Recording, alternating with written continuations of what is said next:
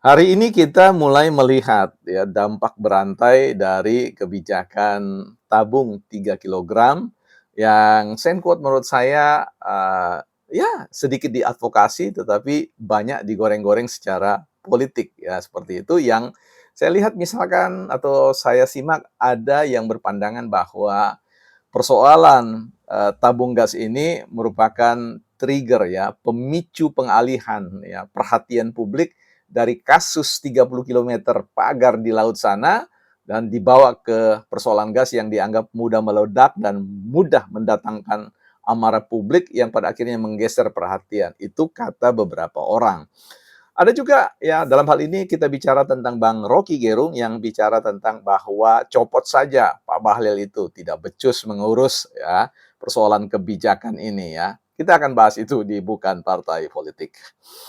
Baik teman-teman, selamat datang kembali di channel kita Bukan Partai Politik, Ruang Publik ya. Tempat kita bersekolah bersama-sama ya, bukan sekolahnya partai, tempat kita belajar meninggikan argumentasi kita ya, bukan suara apalagi emosi. Don't raise our voice emotion but argument. Baik, teman-teman, kita akan bahas langsung ya soal ini terkait dengan edukasi publik ya. Saya kira apa yang disampaikan oleh Bang Rocky ini reaktif ya. Nah, ini beda dengan responsif. Salah satu tipikalitas atau karakter seorang ilmuwan atau akademisi itu tidak berpikir not driven by emotion but is mind. Ya, jadi tidak digerakkan oleh emosi tetapi oleh pikiran mereka. Dan pikiran mereka itu adalah argumentatif. Argumentatif artinya dia menyampaikan reasoning, menyampaikan alasan-alasan mengapa sebuah kebijakan itu diambil, ya. Karena sejatinya kalau kita kembali kepada persoalan definisi tentang kebijakan itu, kebijakan adalah apa yang diputuskan oleh pemerintah atau tidak diputuskan oleh pemerintah. Apa yang dilakukan oleh pemerintah, apa yang tidak dilakukan oleh pemerintah. Nah, dalam hal ini, dalam kebijakan tabung 3 kilogram, ini adalah kebijakan apa yang pemerintah lakukan, ya. Nah, ada juga yang mulai menggoreng-goreng terkait dengan perbedaan pandangan policy atau kebijakan antara presiden dan menterinya. Saya kira ini terlalu pagi untuk menyimpulkan demikian ya. Mudah-mudahan tidak menggoreng-gorengnya. Kita fokus dulu persoalan tentang pendekatan yang reaktif ya. Kita oke lah kalau pendekatan reaktif itu datang dari user atau rakyat yang langsung berpikir secara sederhana ya, gue mau masak nih, mesti harus ada gas ya, harus ada ketersediaan dan pemerintah punya tanggung jawab untuk menyediakan itu. Yes, saya terima itu, artinya saya sepakat dengan hal tersebut. Nah, tetapi kalau ada yang mau mengatakan bahwa itu pemerintah tidak becus ya, kebijakan itu tidak pro rakyat, pro elit dan sebagainya, kita jangan terlalu mudah untuk kemudian secara emosi digerakkan untuk menyimpulkan hal-hal yang demikian. Ya, apalagi kalau mau mengatakan, ya harus copot, copot, copot. Kita bicara tentang persoalan kebijakan ini bukan hal yang simpel. Ini bicara soal berkelindannya atau keterikatan satu sama lainnya secara komprehensif, sesuatu hal yang tidak sederhana.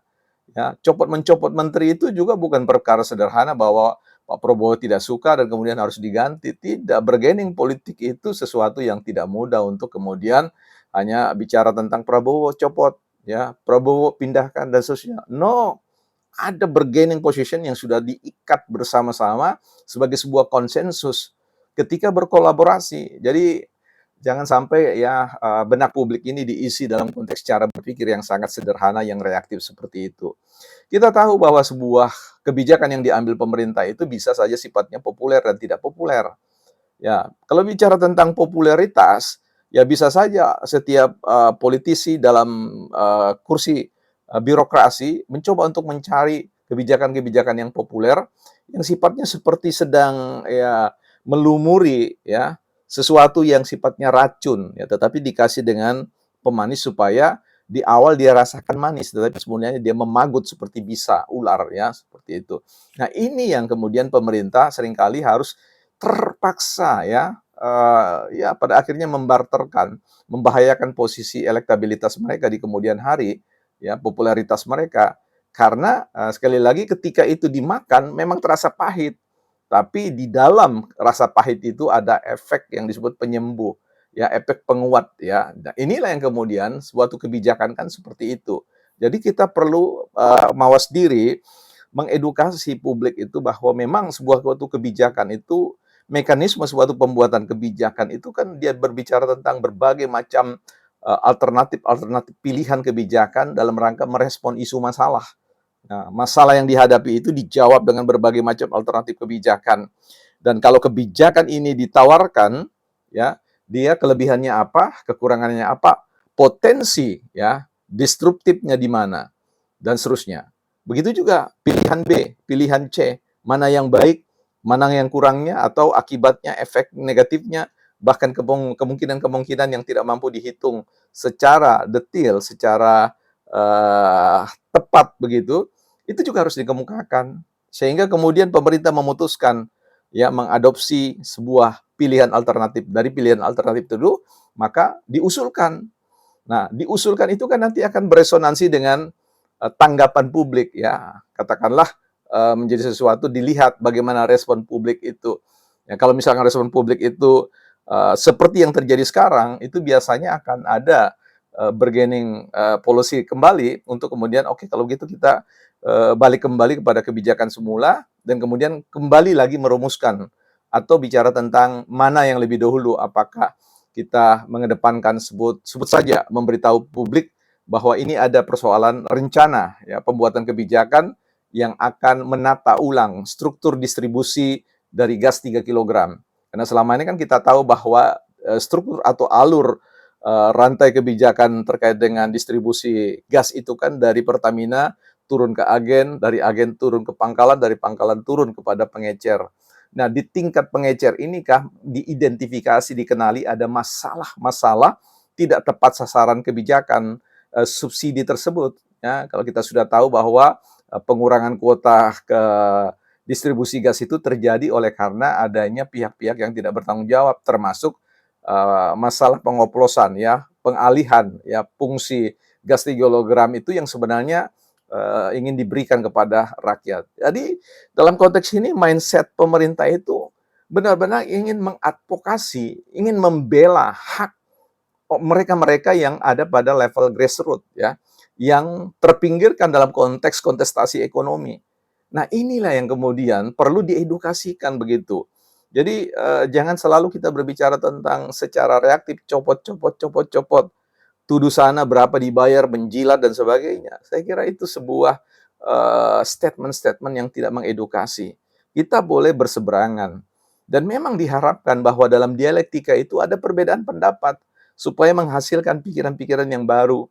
Sambil setiap kita yang masuk dalam diskursus deliberatif itu mawas diri bahwa kita bisa salah dalam menganalisis sebuah kebijakan. Nah, karena itu sekali lagi buat kita yang mau masuk dalam konteks berpartisipasi dalam pembuatan kebijakan atau monitoring kebijakan, mengevaluasi kebijakan, maka kita perlu belajar menumbuhkan sikap yang sifatnya responsif, bukan reaktif, ya. Perlu mencoba untuk pelan-pelan menarik, ya, keterhubungan kausalitas, mengapa sebuah kebijakan ini harus dibuat seperti itu, mengapa harus ditarik, ya. Jadi ada daya elastisitas, ya, daya kelenturan sebuah kebijakan itu kan terjadi seperti itu. Ketika itu membatalkan, jangan dimaknai kemudian bahwa Prabowo tegas, ya, memerintahkan kepada Pak Bahlil karena Pak Bahlil telah mengambil kebijakan yang berseberangan dengan Pak Prabowo. Saya kira tidak seperti itu cara berpikir dalam frame atau bingkai pembuatan kebijakan atau policy making, ya, seperti itu. Nah, jadi menurut saya di sini pilihan oke, sah-sah saja mau mengatakan ada pengalihan isu atau apa supaya kita juga mawas diri, hati-hati. Tetapi bicara respon yang reaktif seperti Bang Rocky Gerung, copot saja menteri itu, saya kira itu bukan sebuah cara mendidik yang mengedepankan health brain, health thought, ya, pikirannya sehat, otak yang sehat, bukan partai politik.